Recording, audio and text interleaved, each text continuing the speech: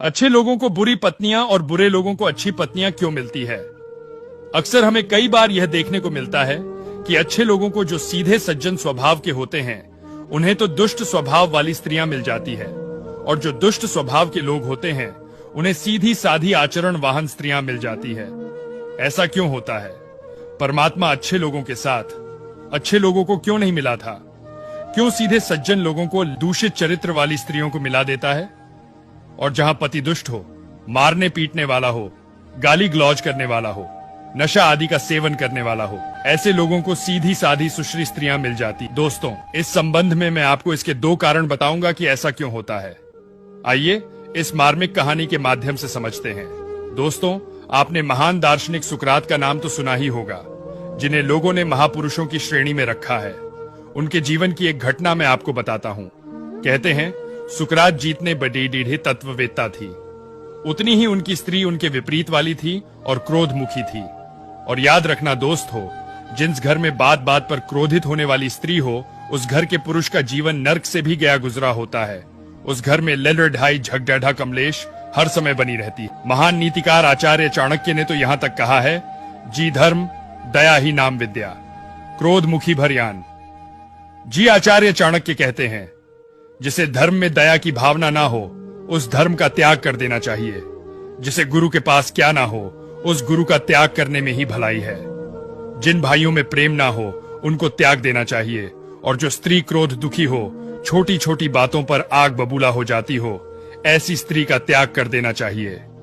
क्रोध मुखी स्त्री के साथ बिताने वाले पुरुष का जीवन मृत्यु से भी अधिक कष्टदायी होता है।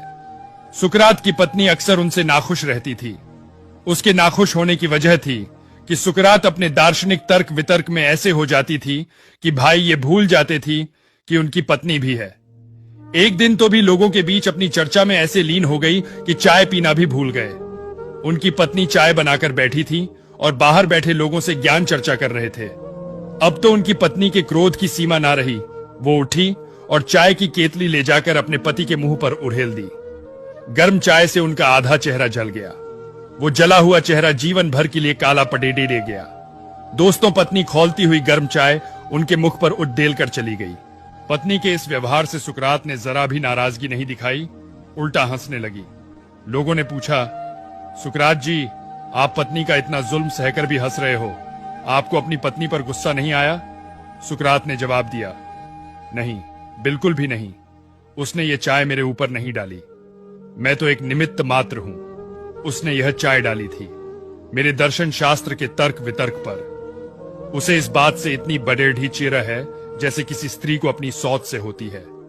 अगर दर्शन शास्त्र रूप से मिल जाए तो वो उसकी गर्दन काट ले, पर वो उसे मिल नहीं सकता, इसलिए उसने मुझे माध्यम बनाया। दोस्तों, तभी एक नौजवान वहां आया और वो सुखराज से पूछने लगा, श्रीमान, वैसे तो मैं अपना विवाह करने की बात सोचता हूं, पर जब मैं आप जैसे लोगों की स्थिति को देखता हूं तो पीछे हट जाता हूं। अब आप मुझे बताइए कि मुझे विवाह करना चाहिए या नहीं। आपको तो जिंदगी के बहुत सारे अनुभव हो गए होंगे। दोस्तों, उस युवक की इस प्रकार पूछने पर सुकरात ने उससे कहा, बेटी, तुम्हें विवाह जरूर करना चाहिए।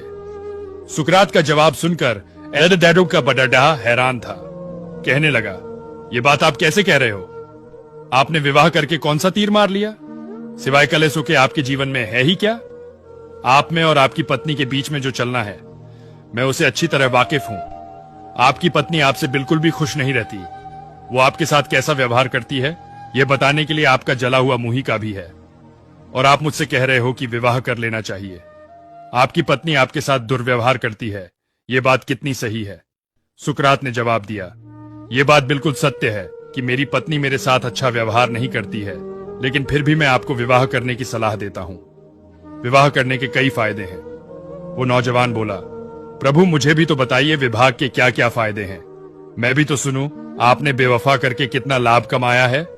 सुकरात ने कहा, बेटी सुनो, अगर आपके लिए अच्छी पत्नी मिल गई, समझदार पत्नी मिल गई, तो आपके बीच प्रेम बढ़ता ही जाएगा और पति पत्नी के बीच प्रेम का विस्तार सबसे बड़ा लाभ है। आपकी जिंदगी स्वर्ग बन जाएगी। और अगर आपकी पत्नी मेरी पत्नी की तरह विपरीत आचरण वाली निकली तो आपके अंदर बैरक उत्पन्न हो जाएगा। आप ये समझ जाएंगे कि दुनिया के रिश्ते नाती सब दुखों को जन्म देने वाले हैं। आपका लगाव ईश्वर से उतना ही मजबूत हो जाएगा। कहते हैं वैसे तो सांसारिक मनुष्य ईश्वर को भूलकर संसार की ओर भागता है। जब संसार की मार पड़ी डहती है तब उनसे ज्ञान होता है, तब उसे वैराग्य होता है और तब ईश्वर की तरफ भागता है। अगर पत्नी अच्छी मिली तो प्रेम का लाभ होगा और पत्नी बुरी मिली तो ईश्वर से आपका प्रेम मजबूत हो जाएगा। आप तो दोनों तरफ से लाभ में हैं। दोस्तों को एक बार आत्मदेव ने अपने पुत्र गोकर्ण से पूछा था, जब भी अपनी स्त्री से अत्यंत दुखी थी। आत्मदेव की कथा तो आपने सुनी ही होगी, जो श्रीमद् भागवत महापुराण में बरहत है। आत्मदेव की पत्नी भी विपरीत आचरण वाली थी, बात बात पर क्रोध करने वाली थी और बात बात पर रूठ जाती थी। पति का अपमान करती रहती थी, अपने जहरीले बोलों से उन्हें दुख देती रहती थी। पत्नी जितनी ही कर्कश थी उतने ही आत्मदेव सीधे और सज्जन थे। उनकी भी जिंदगी कर्कशा पत्नी की वजह से नर्क बन गई थी। एक दिन उनके पुत्र गोकर्ण ने उन्हें उपदेश दिया, पिताजी जानते हो अच्छे लोगों को दुष्ट पत्नियां दुष्ट संतान क्यों मिलती है? इसके कुछ कारण मैं आपको बता रहा हूं। पहला कारण यह होता है उस आदमी का प्रारंभ। पूर्व के किसी जन्म में उस व्यक्ति ने किसी भी रूप में उस स्त्री को कष्ट पहुंचाया होगा जो आज उसकी पत्नी बनकर आई है। वो स्त्री अपना बदला लेने के लिए इस जन्म में आती है और कभी अपनी वाणी से, अपने शब्दों से, अपने आचरणों से, अपने कर्मों से उसे पल पल चोट पहुंचाती रहती है। यही संतान का हिसाब है। दूसरा कारण है उस आदमी पर भगवान की विशेष कृपा।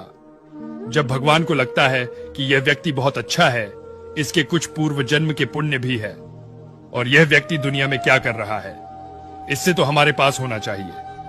संसार की आसक्ति यों से उसका मन हटाने के लिए उसके जीवन में ऐसी पत्नी और पुत्र का आगमन होता है जो उसके जीवन को कष्ट और कलशों से भर देती है। तब उसी दुनिया से बैराग होता है और वो भगवान की शरण में चला जाता है, भक्ति का आश्रय लेता है और मोक्ष पाकर भगवान का प्रिय बन जाता है।